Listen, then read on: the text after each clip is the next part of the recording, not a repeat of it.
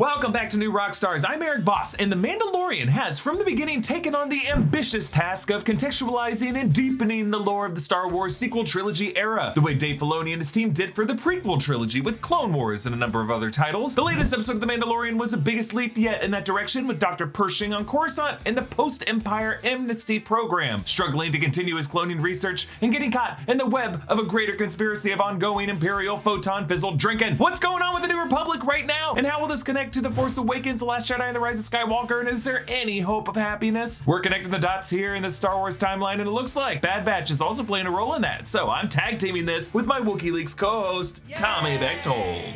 Tag me in, baby. Are you kidding me? A little bonus Wookiee treat for my Wookiee freaks. You better believe I'm ready to talk about this. Thank the maker.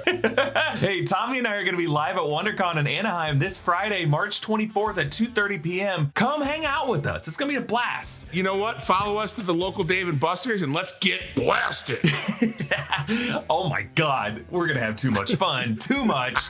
And reminder to subscribe to our new channel, The Deep Dive. This Friday, it's going to be my analysis of the 1989 Batman, and the best way to support our growing network at New Rockstars is to get some of our merch at nerdriot.shop. Okay, Tommy, really the best canonical sources of this period in Star Wars history are Chuck Wendig's Aftermath and Claudia Gray's Bloodline. Aftermath focuses on the origins of the New Republic government shortly after the Battle of Endor. Bloodline focuses on the later stages of the New Republic from the perspective of Leia Organa 6 years before The Force Awakens, as she had split away from her political position to form the Resistance. There's also the game Battlefront 2, which shows Palpatine's posthumous Operation Cinder. So chapter 19 of The Mandalorian visits the Monument Park on Coruscant, which the opening scene of Aftermath actually takes place in. This is where the celebration we saw in Coruscant led to a riot in this park between rebel supporters and Imperial loyalists. So Tommy, things aren't entirely settled. Well, that's kind of like real life, Eric. You know, oftentimes just because a war ends doesn't mean that the people involved in the war are over it. You know, there's that story of the Japanese soldier who stayed up in the woods for like 40 years after World War II, refusing to believe that anyone in Japan would ever surrender. Very true. Now, this period in history was followed by the activation of Operation Cinder, Palpatine's plan from a previously recorded order to scorch the surfaces of Naboo and other planets in these climate disruption arrays, but that gets stopped so long as, you don't suck too much at the game. Now, Coruscant is no longer the seat of government at this period in Star Wars history. That protocol droid in Chapter 12 in the Navarro School explained, "The capital of the New Republic is currently on the planet which is also within the core region." and I think the fact that Chapter 17 came back to this school tells us that that protocol droid needs to be able to speak some truth. Now, Chandrila is the homeworld of Senator Mon Mothma, who we hung out quite a bit with in Andor, and she becomes the New Republic's first chancellor during this period. A mother to many people, but the one person she couldn't be a great mother to was her own daughter. That's right. Yeah, Clea sucks with her creepy Girl Scout troop. How can we forget? Now, this episode of Mando also hints at that in Pershing's Wikipedia tablet, defining Coruscant as an ecumenopolis, one of many planets covered in urban cityscapes, referring to Hosnian Prime, the future seat of government of the New Republic by the time of The Force Awakens. And currently, we're seeing the New Republic's amnesty program, where former Imperials like Dr. Pershing and Elia Kane are recruited into a parole system a la Operation Paperclip, where they have to archive, decommission, and delete Imperial hardware. This includes still intact Imperial Star Destroyers, and Pershing's supervisor says that they're still in the process of decommissioning the Alliance fleet, meaning Admiral Akbar's navy from Return of the Jedi is being put out to pasture. The fact that all this is so poorly run and the people of Coruscant are so willing to forgive the sins of the past just tells us how vulnerable the New Republic is and why Din Djarin is so skeptical of them in Chapter 17. And what came of Gideon? He was sent off to a New Republic war tribunal. He scoffs, Tommy. A scoff you can hear from under a Beskar helmet kind of scoff. I'm just thinking of Paul Rudd from What a Hot American Summer when he has to go pick up the trash.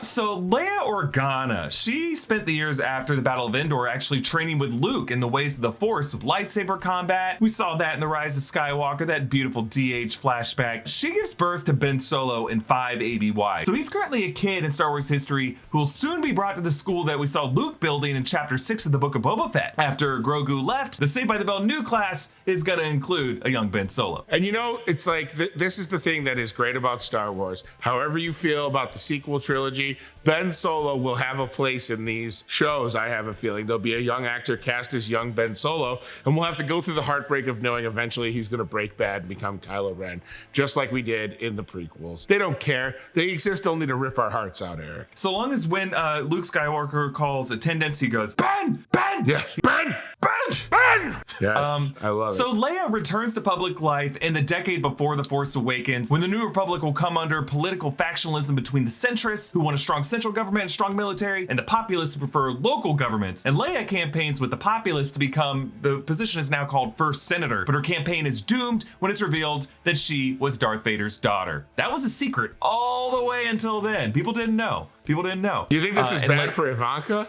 We don't have to tune in a spin-off channel that will never exist on New Rockstars Network, probably. Leia leaves at this point to form the Resistance. But long before this, Palpatine had been conspiring with cloners to generate strand casts with midichlorian-rich blood that he could transfer its consciousness into and clone himself. After his death, this would be carried out by the Sith Eternal cult on the planet of Exegol, creating strand casts like Snoke. We saw Snoke getting some wrinkles in one of those tanks on Exegol, as well as Palpatine's son, Rey's father, who didn't look half bad, if you ask me. Good looking clone. Pretty good clone. Now, at first, we wondered if Grogu could be a clone of Yoda, but Chapter 7 of Mandalorian shut that down. I think it might be a strand cast. I don't think it was engineered. I've worked in the gene farms. This one looks evolved.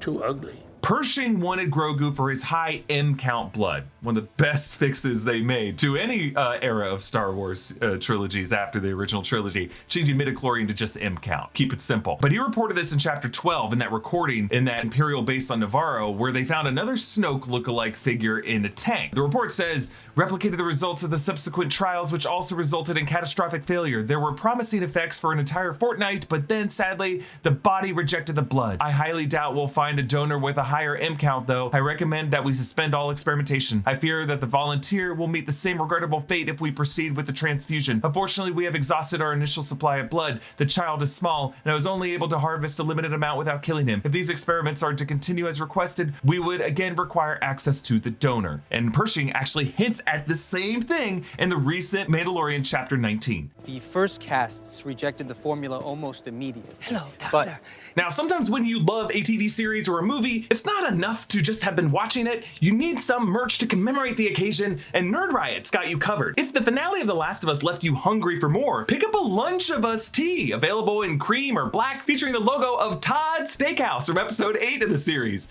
Don't eat there though, just don't do that, unless you're a cannibal, in which case, bon appetit. If you're stoked for the upcoming John Wick movie, Nerd Riot has a whole line of John Wick shirts to make you feel like you've got a seat at the high table. There's the Baba Yaga tee, the Gun Chucks tee, and a tee for the high table itself, proclaiming, I have served, I will be of service. Get them now, and you'll be able to wear them to opening night, and then also the next weekend when you see John Wick Chapter 4 for the second time. And of course, if you're obsessing over The Mandalorian right now, there's a whole line of Mando merch in the Way collection with tees, beanies, hats, and even stuff for kids. To get your hands on the merch you need, head to nerdriot.shop today. Join the riot over at nerdriot.shop. Now, Tommy, you've been following Bad Batch, where there's a subplot this season that seems to be showing us the origin of this whole genetic research process from the Imperial era when Palpatine was at the height of his power. Tell us what's going on there. You better believe it. All the bad boys watching Bad Batch these days. But for those of you not watching the Bad Batch, shame on you. A curse on your house. However, I'm feeling nice today, so let me catch you up on what's going on. Season 1 ended very dramatically with Grand Moff Tarkin and Vice Admiral Rampart executing the bombardment of Tipoca City. All of the Kaminoan research facilities were washed away in the sea, along with the majority of the Kaminoans. God, they have those long necks. I wish they could just stick out of the water and breathe.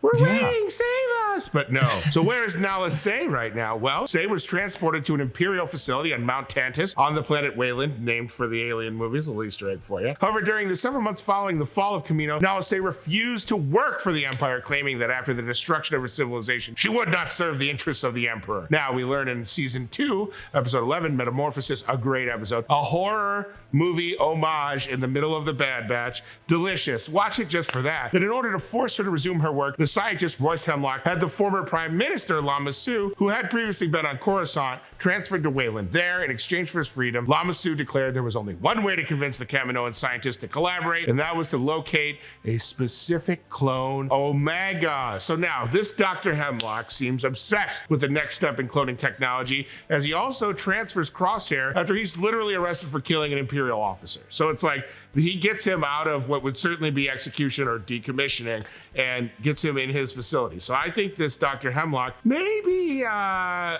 would say in league with Sheev, old Sheevers. Sheever me timbers. So to connect all these dots here, when the Empire took over, they bombed Kamino to destroy all the other cloning operations, but they took Nala Se and Lama Su to derive whatever knowledge they can. Grogu was a secret youngling in the Jedi Temple during Order 66. He escaped, he was lost, recovered by Mando, brought to Moff Gideon's forces to harvest his blood to use in Pershing's Strandcast experiments, a process that will eventually lead to Snoke, a puppet, a Palpatine, a Palpy Puppy. So, a few questions for you, Tommy. Is Elia Kane a grown-up Omega? Katie O'Brien looks like she could be Tamora Morrison's kid sister. What do you think? She does, definitely, and she has just this. There's something just, I mean, aside from the sinisterness of her, there's just something about her that you can't help but feel like she's significant. Like, not just the treachery, there's just something in that performance where you're like, the choices, like we talked about it on WikiLeaks last week, the choices she's making, I feel like the payoff has to be she's significant in some way. Having her be another clone would be incredible. I mean, a live action clone that is, you know, connected to the Bad Batch world would be really, really amazing. It'd be a pretty sad bummer for the fate of Omega, the Omega that we know in Bad Batch, if she ends up just working for the Imps again. But falls from graces have happened in Star Wars. You know, we can all be seduced by dark sides. I, for a little while was selling vacuum cleaners door to door. I didn't want to do that, but the good people at Shifty's Vacuums, they paid me well. They paid me well and they kept my wife alive. You hear that, Mr. Shifty? You keep my wife alive. One final question, Tommy. So Pershing's Wikipedia tablet cuts off before saying which planet was closest to the deep core in the center of the galaxy. And we know from Star Wars maps that it's Biss, Palpatine's hidden throne world, which is not far from Tython, which is where Grogu called Luke Skywalker in Chapter 14. Could Palpatine nearby have intercepted that call from the planet Biss and used this geolocation to locate Grook's school, which is where, through the voice of Snoke, he will attract Ben Solo by striking at school with lightning and then drawing Ben to the dark side? Hell yes, Eric. That makes perfect sense because, like we learned in WandaVision, who's been messing with all along? It was Palpatine all along. He's always one step ahead of the competition, even as a ghoul, even as a ghost. He's like, oh, two-way radio from Grogu. Yeah, okay, I'm gonna come figure out what old Luke is up to after he threw me down a shaft.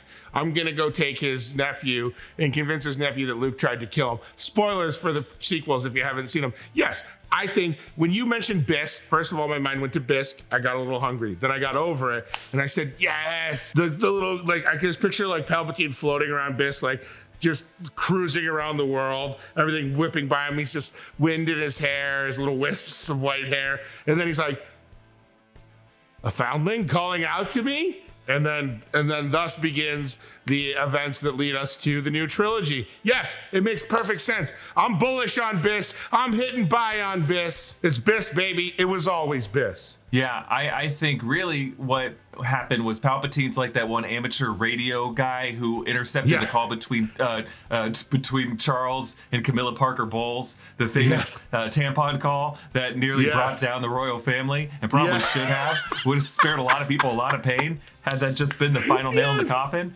Anyway, hey, watch The Crown. Sorry, that's such a funny reference. Can we do crown downs on your Rockstars, please? That we would end up there. We need to do some crown downs. Anyway, hey, reminder to join us at WonderCon this Friday, March 24th at 2:30 p.m. You can support us by grabbing some merch at nerdriot.shop, like the shirt. Tommy's got the John Wick shirt, the Baba Yaga shirt. I'm wearing our Grogu shirt from our The Way collection. They're great. Please subscribe to our new channel, The Deep Dive. You can follow me at EA Voss, follow Tommy at Tommy Bechtold, follow New Rockstars, subscribe to New Rockstars for more analysis of everything you love. Thanks for watching, and we'll see you this week when we talk about the next episode of The Mandalorian on WikiLeaks. Bye, everybody. I can't wait. Bye.